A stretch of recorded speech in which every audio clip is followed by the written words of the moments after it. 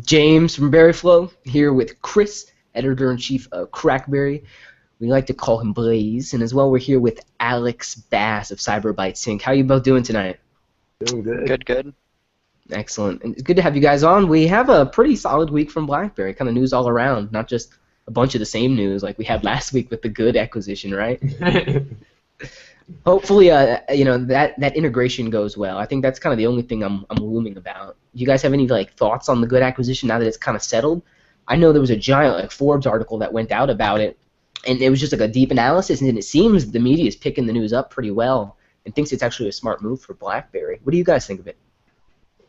It's obviously a good move for BlackBerry. I mean, they pretty much basically bought out all of the Android and iOS users that were on Good. I don't know. It's kind of like one of those things where if you're into MDM and all that stuff, it's going to be a good thing to actually see BlackBerry, especially if you're invested in BlackBerry as well. But I don't know. To me, it's kind of like, that's cool, because I don't use any of the MDM features or anything like that. So, but overall, it's going to be one of those things that people are going to look back on and be like, oh, well, that was a pretty good acquisition for BlackBerry at that point. Yeah, and I think we'll get a better idea too during the earnings call and everything that goes on. They'll at least go through some more numbers and maybe some, what they're hoping to do with it, because I'm sure people will be asking more questions about Good. And I think right now, we're just kind of at that acquisition period, and I don't even know if they're really doing too much with it yet anyway. So once we start seeing them redesigning apps and integrating it better and doing that kind of stuff, I think it'll be a little bit more interesting. Yeah, the deal still has to go through all the regulatory FCC type stuff anyway. So at least it seems that they're moving forward. It is one of their largest purchases to date. So again, as Alex kind of just mentioned, the integration of how they're gonna reskin, retool, rebrand everything, or keep it kind of segmented and keep it flourishing is going to be interesting. I'm driving home the other day and I look across to the car next to me, and of course someone has their phone driving, but what are they doing? They're trying to load their Good app so they can check on their work emails. So I thought it was pretty funny. So earliest news that we had this week was talks of the BBM beta getting a good update.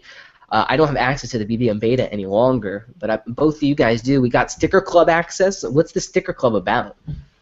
Oh, go on it, Chris. Go on it. Ridiculousness. I don't know. So with the BBM beta, I mean, when you sign up for it, when you actually go into the shop and you look down and you see the Sticker Club symbol under your subscription options and stuff like that, it basically says download sticker packs from the BBM shop that have the BBM Sticker Club symbol. These sticker packs are only available to Sticker Club members.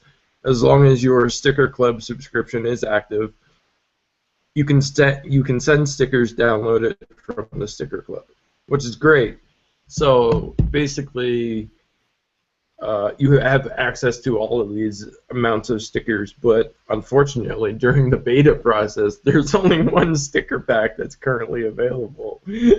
So you don't actually really get to see what it is. I basically signed up, I paid $1.99 for the beta, which is, I don't know, previous betas they basically gave all that stuff away for free. They were like, here, try it out through the beta process, and you can, if you like it, then you can subscribe to it. But no, I paid $1.99 for basically one sticker pack right now, which can be downloaded from the shop anyways. So for the same exact price. Yeah, I mean, it's kind of, I don't know. I like the idea of being able to use all these stickers, but realistically, there's not a whole lot going on with the actual beta right now. So there's not a lot to talk about. Like how many sticker packs is there eventually going to be? And I don't know, it just seems like a rather silly beta to me right at this point, because there's nothing really in there. You only get one sticker pack, and I don't even like the sticker pack that's in there.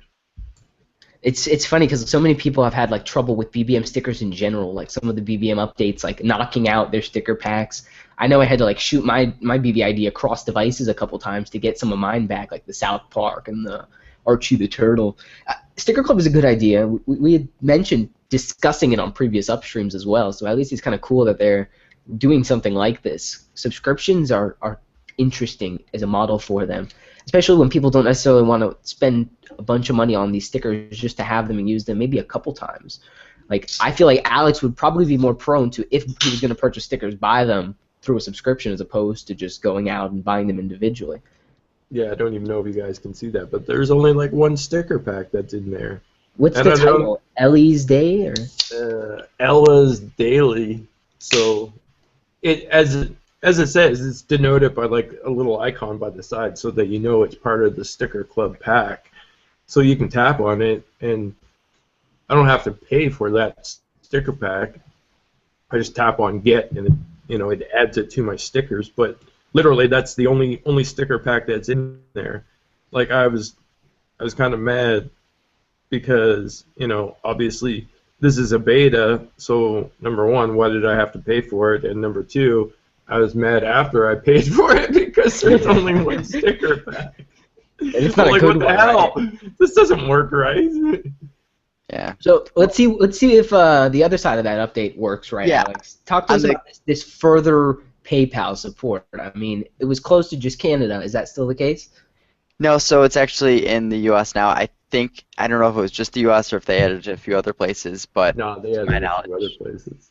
yeah. So essentially, what kind of I've finally been able to do is try and send some test money over. And there have been some videos out there of people sending it over, but they were using a credit card and there's a fee. And I guess a question that at least I had was, well, do you get charged a fee? Because that'd be a little bit ridiculous to send money to your friends. Well, here's a picture that I took. Using a bank account, they don't charge you any fees, just like PayPal normally does. So it acts exactly like PayPal, and it's just a very quick, easy thing to do. So if you do it with a credit card, obviously PayPal gets charged a fee because you're using a credit card, so they're going to charge you that fee. And if you're just sending it through a bank account, there's no fee. So it's kind of like a nice thing to see. It worked, perfectly as you'd expect it to. I'm just hoping that more people, of course, I hope they just get it out of beta, and so I can actually use it with some friends and see how it works in practice rather than just like testing. The way it looks now, it looks like it's just an addition within BBM. What I don't want them to do is do it like a monthly subscription to then have access to PayPal. I think that would just kind of defeat the purpose, Yeah. Nah, that means Yeah. What we were looking at, Alex, previously was that a web view, or was it a natively built? It was just kind of a wrapper type thing. Nope, so it was definitely a wrapper. Like when I first went in, it made me log into my PayPal account and kind of just like give access to BBM. But like even this view, I'm pretty sure it was a web view that popped up with the way it loaded and everything like that. So it's really nothing special. They could probably integrate it a little bit nicer, but maybe this was kind of a proof of concept, or maybe it's the final version because it works as you'd want it to work. So whatever. But like they could make right here have like accept or something, but instead you have to scroll down and click OK. So that's one of the downsides of having a web view as opposed to doing some more, integration with it. So it's available in the UK, US, France, Germany, Italy, South Africa, Spain, and of course Canada at this point. And I don't know, to me it's kind of like one of those cool things to have actually integrated into BBM, but at the same time it's like, okay. Yeah. You're basically only catching up with every other platform that already has apps and stuff. So like, that sounds harsh, but that's the truth. Like every other system Snapchat, you can send money in, right? Yeah. Like, there's nothing huge or spectacular about it. Good that they added it. I'll probably use it at some point in time, but it's another one of those things that's like, you're probably like 5 years a little bit too late on this one. Sorry. Yeah. It takes a lot. It's extremely difficult right now to get Chris excited about BlackBerry. But with that said, we do have a little bit coming to a head here. John Chen looking to speak at Code Mobile in October. Very interesting kind of timeline there with what we've got alleged in terms of the slider launch in November. Do you think we're going to hear anything at Code Mobile in regard to either maybe the OS platform and BlackBerry's mobile endeavors, or maybe more specifically about the slider device? Or do you think he's going to keep it kind of general like it was last year where he bounced around questions, didn't really give us a lot? Well, I have essentially two hopes. Well, no, I have two ideas about that. I have hopes and expectations, I guess you could say. I hope, because of the timeline and everything like that, like we know for a fact that BlackBerry has their earnings call on, what was it, the 24th or the 25th? 25th. So hopefully, I mean, if you take everything under consideration and you look at the landscape, I hope that they go ahead and they basically announce some of the slider stuff during the actual earnings call, because if you guys recall, that's exactly what they did when they announced the BlackBerry Classic and they announced the BlackBerry Passport. And the earnings call basically comes one day past a year of when the BlackBerry Passport was announced. So I'm hoping that John Chen actually said something about the slider during the earnings call. That sort of sets him up to go into Code Mobile or Recode, so that he can actually say more about it and lay out some more detailed plans. Because when you think about it, if he doesn't say anything about it before then, what are they going to ask him about? They're obviously going to put him on the spot and ask him about the BlackBerry slider. What's he going to say? You know, the same thing that he said before, go read the rumor blogs. You know, he either has to either use that as an opportunity to say something about the slider and say exactly what their vision is for the slider, or he has to pre-announce it at some point in time. I mean, but like I said, two scenarios. These are things that I hope happen.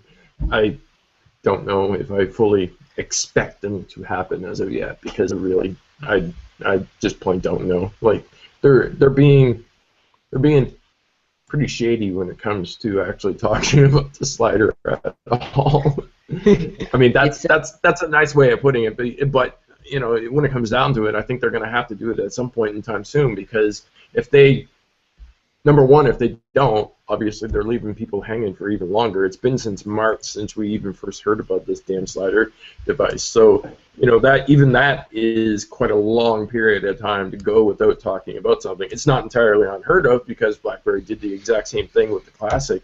The Classic seemed somewhat delayed for a long period of time. From when they actually announced it, they announced it as the Q20, and then they changed the name to the Classic, and then it was finally released. But you know, they're leaving people hanging at this point in time, and especially with all of the rumors, whether or not they're going Android or anything like that, they basically put a halt to their BlackBerry 10 sales, because people are waiting to see whether or not this slider exists. You know, and I don't think it's feasible. I don't think it's reasonable for them to hold off any longer. Like if they go past December and they say that they're going to move the slider into like 2016, you might as well not even release it at that point in time. You've lost people's interest. You know what I mean? Definitely, like, especially after these uncontrolled leaks have kind of stoked the fire, right? Yeah, I mean, people are already onto these leaks. People are already anxious. Something's got to pop soon, because of the fact that, you know, the hype is there. If they wait too much longer, then they're going to lose a lot of that hype. And you know, honestly, they need the hype, whether they actively want that leak hype or not. They need it. They need to be able to go ahead and sell this device. So yeah, I mean, realistically, just looking at all of the other Android devices coming out, obviously now is the time where Android and iOS is coming out with things. People are making their decisions like, okay, you know, I'm gonna buy this device, I'm gonna buy that device. Well, if the BlackBerry slider isn't even on the map right now, people may make their decisions and or buy, say, an Android device, and they might, you know, kicking themselves in the foot over, you know, Kicking himself in the foot. I'm so bad with these kind of sayings. You know, seeing the BlackBerry Android, if whatever it is, I just love to say we have to do this whole speculation thing, but whatever ends up coming out co-sign everything with should, could, maybe, mights, right? Yeah, exactly. But it's like realistically, they need to get something out to stop people from buying something before knowing this exists. So it's like get something solid out there. I mean, as much as I hate to say it, they already missed the window with people buying the iOS devices because the iPhone went on sale. But deep down, I don't necessarily believe that, because really there is no prime time for BlackBerry to go ahead and announce a device Yeah, at this point. there's never been Like, for the last couple of years a yeah, prime time for them to yeah, do this. exactly. There's never an ideal time, but however, on the same aspect, if they wait until December or move it into 2016, that is too late. There's never an ideal time, but there is a too late time. Yeah, there's definitely a deadline here. If we look at how BlackBerry at least has executed with John Chen in the last couple of years, we saw him kind of begrudgingly pull out a passport. He's like, "Yo, bring your passport, bring your classic" at the AGM, Yeah. and showed off the devices. He's like, "Guys, we are working on something. Like, hear me now, believe me later." And that really stoked the fire. I think the message and the way it was delivered there was kind of like a nightmare, because it almost looked a little bit of desperation in bringing them out when you didn't necessarily plan to. Yeah. If he does something more toward like a big mobile event like Recode, then it makes sense and the message can be a lot more controlled, right? Because you're on stage, you can't get misquoted or anything like that, or things be taken out of context. You're going to have very direct questions, and you're going to know how to answer them and have preparedness. So I'm with you guys. I have hopes and expectations, more leaning on the side of hopes at this point, because BlackBerry's really not put out a lot in terms of, and Chris, you and I have talked about this as well, where if they bring out an Android device, right, and there's no further update in terms of just news about BlackBerry 10 and what's going on with BlackBerry 10, it's almost an omission of BlackBerry 10's failure in the market. It's almost like we've swept it under the rug, and I don't think John Chen plans to do that. Obviously, we're probably planning continued support for the next couple of years if they were to adopt Android. Okay. But that message needs to be made clear before the device becomes available. Because people will write that headline without really thinking about the impact it might have on the company. They've already written headlines. Yeah. And that mindset is already at this point in time, just because of the fact that the device leaks are out there. They've abandoned BlackBerry 10. Which I don't necessarily think is the case. They're just moving on, and they're going to continue support for BlackBerry 10. That's why their own comments on it, like, no, we're not abandoning BlackBerry 10, is pretty much the same. It's not a wrong statement. They're not abandoning BlackBerry 10. They're not leaving it behind. They can't. Just like they never left behind BlackBerry OS users, legacy users. But playbook users, well, their quote playbook users, sorry about you. Fully committed to BlackBerry 10, and I don't see that at all. Like, look at the Facebook app, look at the Twitter app. Like, fully committed, I think, is a little bit of an overstatement. Yeah, I mean, I get that, but you have to look at the grand scheme of it all too. Like, they can't, BlackBerry 10 isn't just going to disappear. They sold however many millions of devices so far, so it's not gonna get playbooked. Playbooked. Not that easily. Apostrophe D. Yeah. Do you guys think there's if there's a move to Android happening at BlackBerry, if there's a move to Android happening with, do you think older devices are going to get it, or is it going to be a this device forward type thing? I really don't think it's going to be regressive at all. No. Look, when it comes down to it, BlackBerry wants to make money. You don't make money by offering people new things on their older devices, and that typically has been BlackBerry's standard operating procedure for years, long before John Chen. Think back to the Curve days. What happened with the BlackBerry Curve? It came out. You want a GPS, you got to buy another device. You want Wi-Fi? Oh, you got to buy another device. That mindset has not changed. Chris, you sound like a gangster. Holy crap. You want a slider? You got to get Android. That's what I'm saying, but like that mindset, I don't think that mindset has ever left BlackBerry. If you want something new, you got to buy it. And in some ways, they sort of did the thing most recently as well, because what happened with the BlackBerry Passport, right? If you want a 10.3, you had to buy a passport before you could actually download it to your previously purchased devices. So yeah, and you make a great point on Passport, because they could have done a Passport trade-up program or a Passport upgrade program to the SE, right? Where you swap devices, basically, you take a cut, but you still pay. But again, like you said, it's all about the money. You're going to buy the whole device again, Yeah. So sell what you got if you can, and then you're gonna buy this outright. So it's a I think pretty I solid think point. anybody waiting for a passport with Android is probably out of luck. You're gonna have to wait until like the Passport 2 that's going to be running Android. I don't think they're going to offer you some magical, loader that's going to throw Android onto your BlackBerry Passport. But yeah. But it might leak. No, just kidding.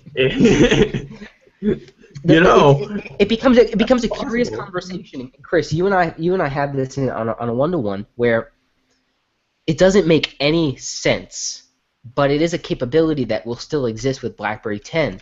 That these Android applications that they may be building for an Android device in the future would potentially have the ability to work and function on BlackBerry 10. Maybe not all of them, but maybe some of them, right? And it brings you back to this point where BlackBerry 10 is still so robust as is. Does it need these kind of substantial updates to keep it fresh? I look at the iPhone release and I look at things like Force Touch and I'm like, oh, you mean long press like I've had on BlackBerry 10 since 2014? Like it's not new or it's not exciting for me. I mean, we have invocation, we have all these kinds of things that they're now doing to make UI a little bit easier on those devices, and I don't know. If you look at the UI paradigm right now for iOS, it's Playbook OS basically, Yeah, or Web OS even before it.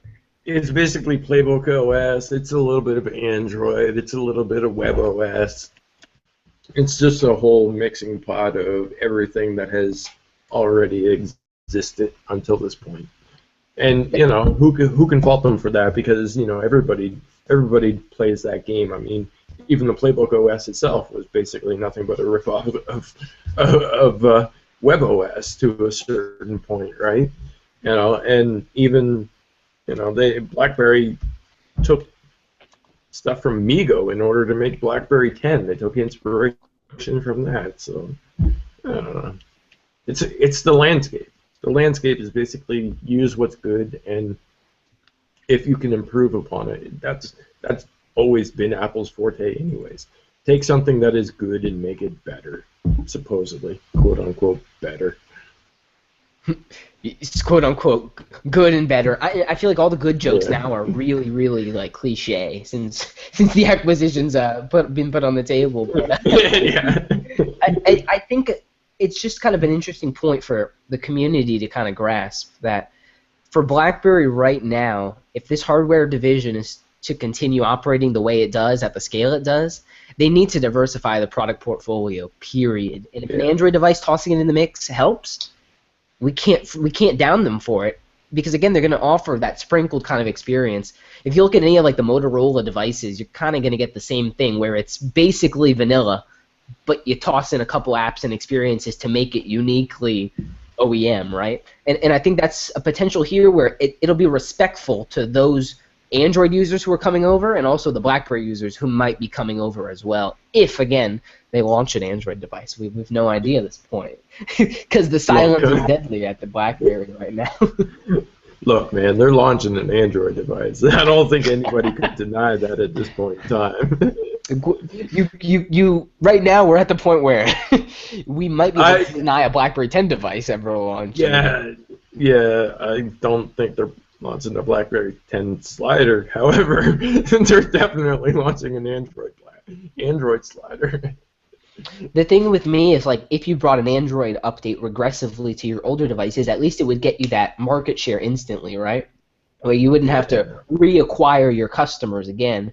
But it's kind of like it's a money thing, catch-22 type of thing, Do we invest the money to get the users or not, and is it valuable? Kind of like how Windows did with Windows 10, basically. Mm-hmm. All the Windows Phone devices are no longer Windows Phone devices; they're Windows 10 devices. What even does, like, say that they did backport it and make it so like all the, say, 10 million current BlackBerry 10 users could get the Android update, like, what would those numbers even really mean for BlackBerry? Being able to say you have this many BB10 users is kind of a big deal because you fully like own and run the operating system. But when it's like, well, we have this amount of, I don't think Android users are that important to them. It's more of like they're doing this for the device sales and then apps, which can be on any Android device or iOS device in the future. So I don't think numbers will really matter as much in that. At that point, you're just adding to Android numbers, Exactly. Yep. Again, but how does that hurt? We've got X number of people on X platform at this amount, because right now you talk about the value of BlackBerry 10 for them. There is no value right now.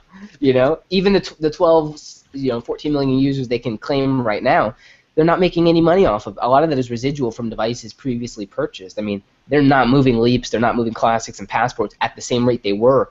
And again, it comes back to that hyping point where this device is hot right now. It takes the top of Android on Reddit, at least every other week, right? Because there's rumors or speculation or some garbage on there that's worth reading. But it's funny, I think, at the point where if they continue with this Android offering and really push this forward and market it, that it'll help change kind of the perception around the company and reestablish themselves as a secure software player. Because if they can secure Android, it's more like the brand value is more beneficial on Android than it would be on their own platform, which is obviously expected to be secure, right? Mm-hmm. It's not necessarily one of those things you'd appreciate, but they could market this Android as our secure version of Android, secured by BlackBerry, which again, for a marketing perspective, might be valuable for them. But do you guys think we're going to see carrier side marketing or more BlackBerry marketing when this thing actually drops? I'm thinking more carrier side, if anything at all, that the carriers may want to push this. I mean, honestly, I think this is probably the breaking point for carriers. They're going to go pretty hard. What are you drinking, James? This is a Smith Forge hard cider, actually. It looks absolutely delicious. It really is, Chris. What are you vaping on right now? What flavor are you on right now? I'm on sour apple. Mm. But what's that? Is that orange or is that apple? No, this is straight apple. Yeah, this is good. It's a pint, at 6%. So, something to get me through the upstream. Beer sometimes if I drink beer in bulk, it's just too bubbly and messes with me. So I love cider. Everybody always makes fun of me for drinking cider, but I'm like, screw you guys. Strongbow for the win. Strongbow. I believe at this point in time where it's not a BlackBerry 10 device and it is an Android device, they're going to push it pretty hard on the carrier side.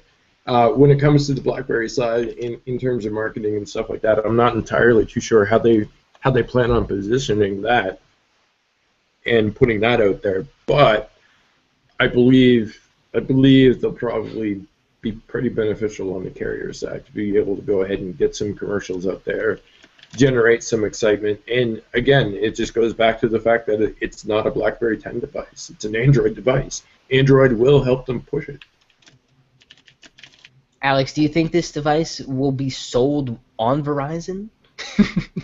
Yeah, no, absolutely. I mean, I've mentioned before that realistically, I think this is going to be one of those devices where I don't think any of the carriers want to risk missing out on it. Obviously, Android is a lot of the people. I've been reading some of the subreddit of Android, and no one's overly excited about a lot of the devices that are coming out. Currently, some people are. It might be due to the 808 processor not being the greatest or whatever, and the 810 not being the greatest, whatever. But it's realistically, if don't there's say no 808, really, that's what BlackBerry's I didn't mean the 808. The 810 is the one that's overheating, and so people are using the 808, which is kind of older, whatever. But it's people aren't necessarily fully this is the smartphone I'm getting. Man, this is great. So people are actually getting their hopes up about BlackBerry. And can you imagine finally the first Android phone from such a large manufacturer that's, BlackBerry has existed at Verizon and all these other major carriers for, since inception. So it's imagine not offering that to your customers. I think people would be tempted to literally leave their carrier to go to a different carrier over this phone, especially this phone is going to be big. BlackBerry 10 users, I feel your pain when it comes to it not being BlackBerry 10. We all feel that same kind of man, I wish it was, and I wish BlackBerry 10 was headed in that direction we all want it to go. But for BlackBerry right now, in just terms of basic hardware sales, as Chris and both Alex have mentioned, Android is the best option that they have at this point to really make device sales and really come back strong to sell millions of this device, not just hundreds of thousands when it first comes out. As I speculated, I think it was back in March when we had the Mobile World Congress show, those keys do look like passport keys. So again, they're going to bring BlackBerry's innovative, if they can, that touch keyboard to the slider device as well. It's not just Android, but you're still going to get BlackBerry innovation from the curved screen to the slider mechanism to the keyboard. I mean, this device is going to be pretty solid if it does come in together the way we expect it to. I really hope there is a really hard BlackBerry push on it. I really think at this point it doesn't need to be construed or messed with or obfuscated with like another Samsung device with a curved screen or an LG Flex or whatever the case. Like, it needs to kind of stand alone. I still think like the curved edge for me is kind of like a, you got to show me how it works. If there's no like cool gestures or things, I don't know. Maybe Alex has built this up for me, right? I'm expecting like all these fancy gestures and stuff on the curved edge because Alex's ideas about UI are so strong, right? 'Cause he's a really precise designer. So with what he can envision in 2 seconds, what BlackBerry can envision with 8 months, I'd expect them to come with some seriously refined product. And I think that the statement that Chen said, though, like you bring that up, it's not even just me thinking that. The fact that Chen, for whatever reason, unless he was just too happy about the edges being curved or whatever, but he said that it's going to be something special. And it's like, well, what the heck is special? We've been seeing curved displays or, you know, the edges like that for so long. There's really not been anything that special. But he got so excited about it that I feel like there's got to be something there, whether that's a one quick move to bring you to the hub or whatever it is. But it's like, he got us pumped about it, not me. Yeah. You got me pumped, Alex. Yeah. I really hope that they do something like genuinely special with it, and he wasn't just overly excited at that point in time. Yeah. Because thus far, everything that we've seen thus far there's nothing special about the Edge. Like even people's rumored comments on it don't necessarily say that there's anything special about the Edge. But who knows? Well, we got 2 of them. I mean, yeah, we got really 2. at that kind of point, right? And so I want to take a little transition here and let everyone who's watching know, if you want to support Upstream and the continued growth of this podcast, we've created a cool little donation page on Patreon. It's really cool. There's different pledge offerings. You can get things like BerryFlow merchandise, shirts, after Upstream audio. Alex has got it here. Check it out. You donate what you want at any time interval you want. And it's really cool. We've got different goals set up on the left-hand side so you can see what we're working toward. Our real goals are getting equipment upgrades for the entire team, and as well upgrading and editing Upstream so that it is a really, really pristine show for you guys. Because again, we do this for you. We don't do this for us. We talk amongst ourselves already. We really do it for you. And a donate here button, as I say, is like just far too conventional, right? We want to give you something back. So check out the pledge tiers here. They're pretty cool. There's a lot of cool stuff, BerryFlow shirts, pins, stickers, and exclusive content. So I definitely check that out if you're interested in supporting the continued force behind Upstream. So let's talk about Dan Dodge, because that's such a huge part of QNX, right? And QNX obviously being the base underlying facet of BlackBerry 10. Now, we know he's retiring, 35 years with QNX, and some time with BlackBerry. We know he's been fundamental in architecting this microkernel, this real-time OS, which works in embedded systems like vehicles, medical equipment. It's even up in space in the space station. So what do you guys think? I almost feel personally, and this is totally a personal opinion, that Dan Dodge saw the move to Android and decided to step back, where he didn't necessarily agree with the direction that BlackBerry may be taking things with their mobile platform, realizing obviously that the IoT ambitions are a lot bigger, and maybe wanting to recede from the role. I mean, he's also quite old as well. I mean, retirement's retirement. Whether way you slice it, you just don't want to necessarily do the job anymore. You want to sit back and see the fruits of your labor, especially after 35 years. I mean, that's over 3 decades. It's quite a long time. What do you guys feel about the retirement and the resignation of Dan Dodge at QNX? I kind of feel like if people are really freaking out over it, like look at QNX and it's in a way like not revenue-wise exactly, but it's like more successful than BlackBerry in a certain way. Like look how many cars are running on QNX and all of that. It's like he would not be leaving at a point where his baby is at its peak. Maybe if it was in a decline, then it's like, oh, I got to get out of here. But it's like everything aligns that it's like he's just retiring. He's exactly what James said. I I don't think we should look too much into it. Yeah, I pretty much feel the same way as Alex. I mean, he made it a point to say that he was pretty much leaving on his own basis at that point. There was no ill will towards BlackBerry or anything like that. But at the same time, there's always going to be conspiracy theories. Well, is he just saying that because he, got paid off for it or whatever? But who cares? I mean, he spent 35 years at the company, and as Alex said, QNX is pretty much more successful than BlackBerry in terms of their placement within products and stuff like that. So if you take QNX and compare it mobile phones to cars, it's like a volume of 6 times more. Yeah. Which is I don't know how much Dan Dodge made in his 35 years at QNX, but let's just say that was me, and I was working, and I reached his age, I'd be outie too. I'd be like, peace out. Give me a call if you need anything. Somebody else bought the company. I mean, how many... These days, it's not unrealistic for CEOs and founders to basically leave the company that they sell. It's almost common practice to a certain point, right? So why not? Interesting that he stayed on so long and was actually part of the executive board on the company, right? He really did kind of define what they were going to do with connected IoT and really where they're heading with M2M as well. For a little given period of time, I think he's now like solidified on the focus. And he's like, okay, I can step back, right? It's my time to relax and sit on those laurels, Yeah, like I said, if they get too far into the weeds and they don't know what to do with it, well, he's only a phone call away. Phone call check. Yeah, we sent an e-check. It'll be there 4 to 5 days. We promise. Yeah. Just kidding. That's me and Alex on. Let me PayPal you some money over BBM.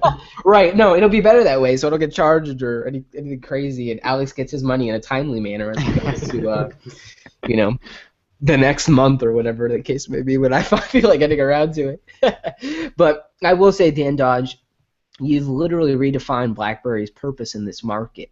With your invention of QNX, with them being brought over to the BlackBerry team, it really has right now defined the next 10 years of BlackBerry very likely because it's enabled them to be a player in a space they weren't, which is this connected IoT space. And I really think now with under the reins of John Chen, that future can really be realized. So of course, a thank you for your time and really supporting the growth of this really innovative product that is now under the BlackBerry umbrella. So we drink to you tonight, I suppose. Yeah, and I mean that's another interesting point about Dan Dodge leaving. There, as much as I hate to say it, like there wasn't much negativity surrounding it. Like nobody likes the negativity. I was glad to actually see that there wasn't much negativity about his leaving. It was pretty much, oh well, he reached 35 years, he made some money, he's gonna go kick it in the Caribbean for a while, whatever, right? Like nobody made a big deal out of it in terms of like, oh my God, QNX is gonna fail now. Like, come on, it's just peacing out. It's funny. It's really funny because like you look at 35 years and it's like, what have you done for 35 years? Like right? He deserves his time and some peace. So I'm glad he's finally getting it, and that BlackBerry's under an umbrella now that is really strong and focused.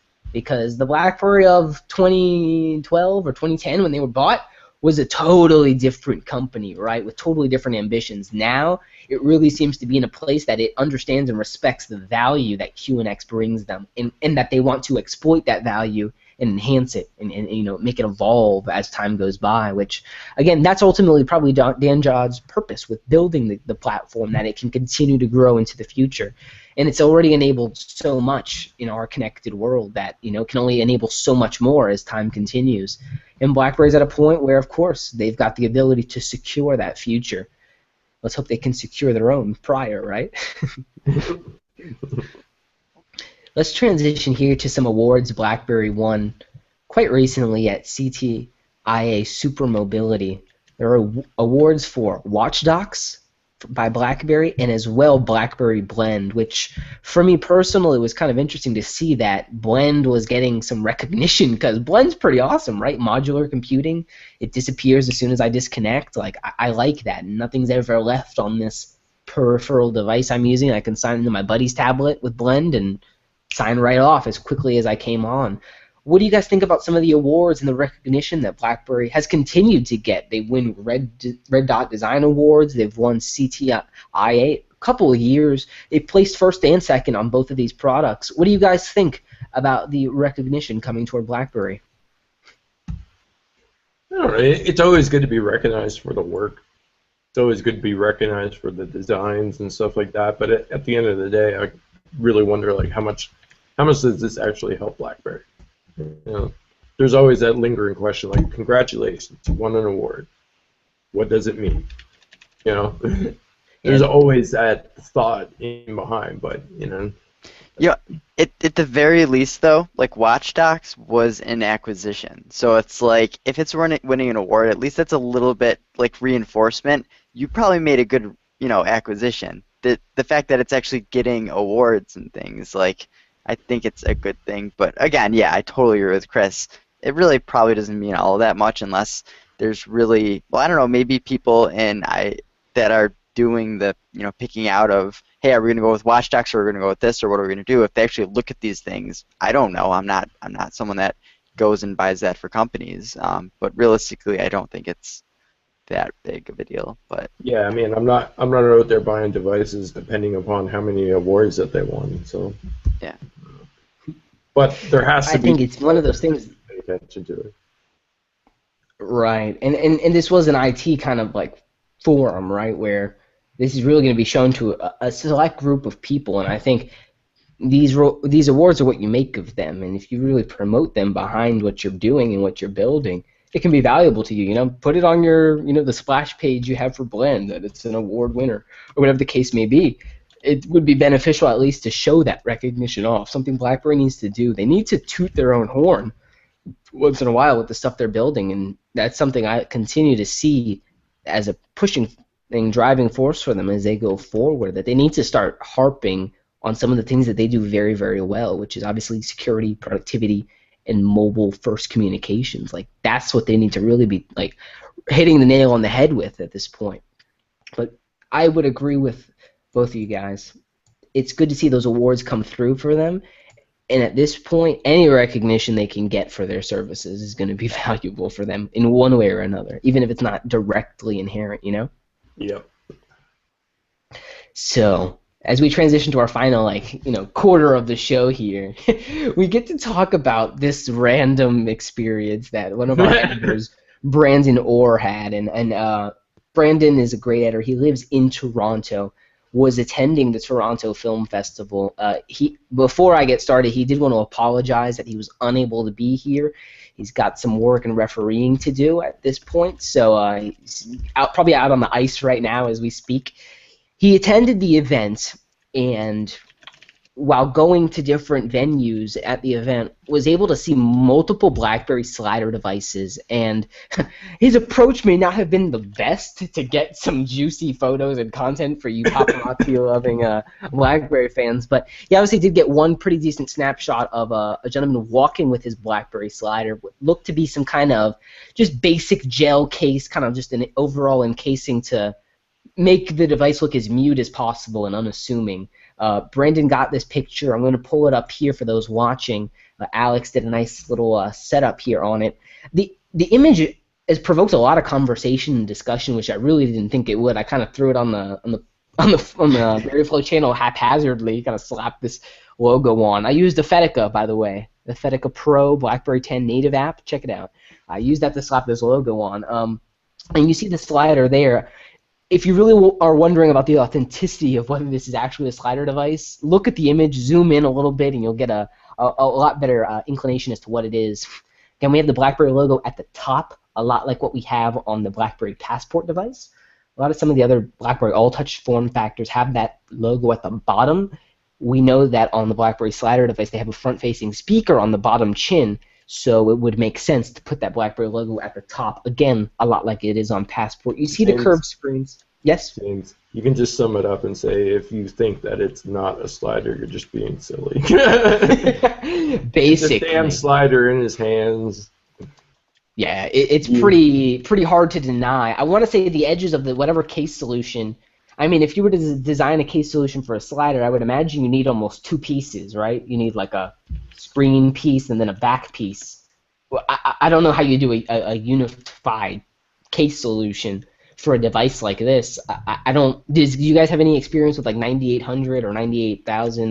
yeah, they usually came in like two pieces. So like the back casing would be like on the back, of course, and Mhm. it slid down, and then the top piece would be obviously on the top. They usually when they did the covers for the screen protector, I guess you could say, for like the 9800 or whatever, that's what they did, was they basically made it part of the top piece that sat on top of the screen, and the back piece was the one that slid. So you always had that top piece no matter what, and the bottom piece always slid out. So it's not entirely unfeasible to have a case on the slider, because we know for a fact that they did it for the 9800s and the 9810s. So, but whatever they're using on this one, it doesn't look as though that it like offers any sort of um, screen solution there. It does not look like it offers any sort of protection that way.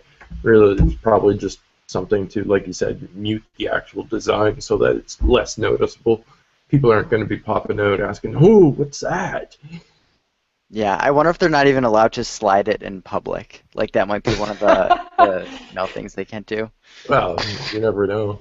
No sliding in public, y'all. And It does look and like we're looking at some kind of messenger Android app. You can kind of clearly see the three button, or excuse me, the hamburger three line icon at the top right there, which They is call it the kebab, by the the way. the kebab. Yeah. And you can kind of see it compared here on that side by side image that was put up. Pretty interesting again that the device is out there. The Toronto International Film Festival is like literally the greatest place they could do some kind of really subversive advertising for this type of device. Again, building on that hype. The headline just is, it's too good to be true, right? You know, BlackBerry Venice sighted at Toronto Film Festival. I mean, it doesn't get any more simple than that. I'm glad that Brandon was able to capture this photo, and again, he did mention seeing multiple devices out there. he's He out there approached, creep shotting. yeah, he's definitely paparazziing on these poor phones. He approached someone with a phone and was like, "Hey, I'm with BerryFlow. I developed some applications, and is that the BlackBerry slider?" And obviously gave himself away in terms of his direct approach there. So he was able to grab this photo. At least they are out in force, and it really kind of supports the idea that this device is very likely running Android. If all the previous leaks were questionable, this is just another toss into that hat of questionable at this point. Obviously, we'd like to see more of the device. Chris mentioned this a couple streams ago. Now that the device has been shot overseas, it's probably going to leak any minute now or any day now, where we're going to see more about this device and really get a real idea about what it looks like. Chris, this was something that was brought up in your forum comments, and I wanted to talk about it here. It looks as if there's a silver kind of band around the screen. Would you remark on that? It's at the top there if you're looking at the stream right now. Yeah, I mean, I don't think there should be really any doubt that BlackBerry's going to toss some silver lining on there. All of the devices that we've seen thus far were early revisions. Nobody can deny that. And even in the renders and stuff like that, there's a silver lining around the outside of like the display. I mean, all you have to do is look at any other BlackBerry design, and you know that they're going to toss some chrome on there to make it look at least a little bit more finished and a little bit more polished. And I fully expect them to like have it, down around the bezel of the screen and along the sides of the device itself. That just makes, simplistic design sense, to be able to go ahead and bring some attention to detail to the design so that it doesn't necessarily look as rough as what it did. A lot of people were put off by some of the early images, and I don't know. I don't think those early images, even the most recent ones from Vietnam, I don't think that they showed off the true nature of the device itself, because You know, they were slightly zoomed in, and it shows the device looking a little bit more chunkier than what I think it actually really is. I don't expect it to actually be that chunky. Maybe that tall. I mean, I fully expect it to be that tall looking, but not as chunky as what it looks in some of those images. Right. And we've seen that before. Yeah, Brandon mentioned that this gentleman was walking at a pretty, hastily paced and was able to use whatever messaging app or whatever he's doing on the device relatively well with one hand, which again goes back to the point where this really isn't going to be a very thick device at all. We can imagine it's going to be pretty one-hand friendly, which again, it just goes back to the point where we have this all-touch form factor with BlackBerry, with the keyboard, and you don't have any compromises therein. Passport, it's a little wider, a little bit harder to get in and out of your pocket because it's just so wide. Yeah. Love the screen real estate you get from it, obviously, right? But this is a form factor that's a little bit more traditional, a little bit more formal for people.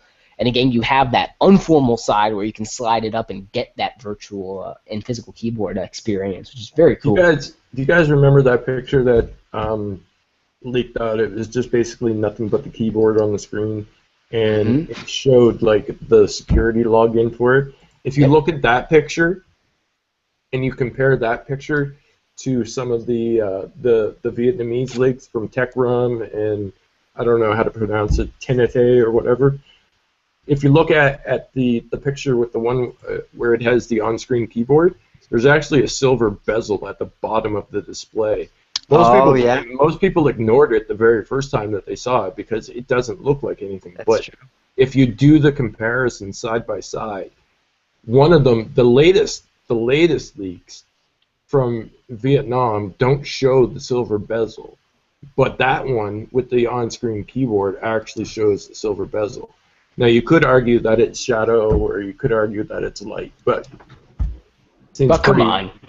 Yeah, I mean, after everything that we've seen thus far and putting it all together, you can basically tell that some of them were early revisions. They weren't fully polished. They weren't nice as what they should have been, and the screens are all grimy and greasy as all buttons hell. look a little out of place, and the pictures aren't exactly the best. But so, Chris, what we saw on the device when it leaked from Vietnam was that really large kind of SIM card slot. We know BlackBerry actually bought a company to do virtual SIMs. Do you really think they're going to do a dual SIM option on this device? I think if they did, they would be basically cutting off their own money at that point in time, because, like you said, they bought a virtual SIM company. Why on earth would they offer, two SIMs unless they wanted to double up on their money? What are you going to do? You're going to have a dual SIM device and have two virtual SIMs running on it. I suppose you could make money that way. You could have essentially 4 lines running on a cell phone, but the Movirtue solution obviously needs carrier support as well, and I don't think that BlackBerry is going to toss a dual SIM in there. Yeah, I will definitely say, the SIM slot looks horrendously large, but again, I attribute some of that to the pictures. But I don't think it's a dual SIM device at this point. I think you're only going to get one SIM card slot, and if you want to add any sort of additional line or anything like that, you're going to have to go buy WorkLife by BlackBerry.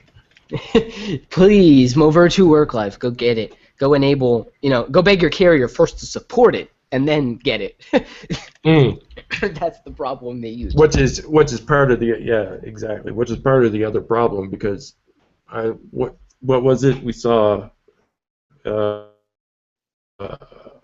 Some Russian site, BlackBerry or whatever, they showed off some of the UI for enabling additional SIM card slots. Well, not additional SIM card slots, but additional lines.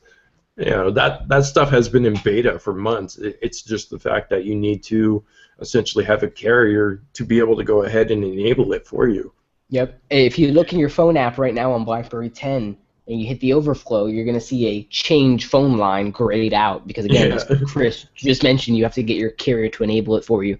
But that stuff is there, and I really think, with that said, that BlackBerry 10 has a future. It's a very specific one. It's a very guided one to the enterprise and corporate world governments that need that aren't even going to look at Android, you know, the ones that are like, Android, not even, you know, I don't care what you say, I don't care if you secured it, we want a holistic BlackBerry end-to-end experience so we can guarantee the security to the utmost, right? And that still leaves a point. If this device is really, the slider device, excuse me, is really a full Android device, then it brings up the point that BlackBerry 10 still has a value proposition. That value proposition is now just more guided and more specific, which again can allow them to work with their enterprise sales teams to offer Android to those basic enterprises that need a mobile security device, and then offer a top-tier enterprise offering for those other companies that want BlackBerry as their end-to-end solution. Alex, what are some of the takeaways that you had from this awkward experience from Brandon at the Toronto Film Festival? I think it's good to at least get a few pictures, well, one picture, that shows that's really not as thick as some people think. I know a lot of us were saying, you know, the day that all those pictures came out, they were terrible angles. They made it look a lot thicker than it was. Then there are other rumors saying that it was like 9.3 millimeters, 9.7 millimeters, which is thinner than the Z30. So I think that's a little bit more realistic, especially seeing this picture. And the fact that we're actually seeing some in the wild, I think that just means it's getting closer and closer. We already know that it was close anyway, but definitely a weird experience. Kind of nice to see, though. I don't know. We'll see more hopefully soon. What about the moral integrity of Brandon creeping on this, trying to get this photo? I mean, what are your thoughts on that, Alex? It's probably not the first Would you have time. done the same thing? Would you have done the same thing? Because I would have. I would have been super slick about it, like. Yeah, I probably would have tried to take a few more pictures than that. I'm not gonna lie. It's a little bit embarrassing. He only took one picture, but at least it turned out well. We were talking before Upstream went live that it's like, wow, a BlackBerry device took a non-blurry photo in good daylight while moving. Like, whoa, that's crazy. Yeah, BlackBerry can actually take photos, guys. I know, it's crazy. Crazy thought. Especially when we look at back at the bold camera that didn't even have autofocus on the 9900, the phone that they re-released for some reason with a pre-order, which is just bewildering to me. But I think it's been a pretty good cast. We've covered across this week of news. Looking forward to maybe some more BlackBerry Venice slider sightings in the future. I think the hype needs to keep building, and as Chris said, there is a deadline. There is a too late time with this device, and if it is to come, and it is to come in the way that it's appearing to come, it needs to do so sooner rather than later, and I think we all will co-sign on that fact. Yeah. Alex will wait, though, because he's on Verizon. He'll take whatever he can get. Alex is super frustrated by my Verizon jokes. That's all we put him up against. Anyway, guys, this has been an awesome start to our season 5 of Upstream. Every season we do is about 16 episodes long, and we just broke 64, jumping into 65. I look forward to many more with you guys as we continue the dialogue, the consistent dialogue around BlackBerry. We'll see you guys next week. Thank you very much for watching. Thanks, guys. Bye. Peace.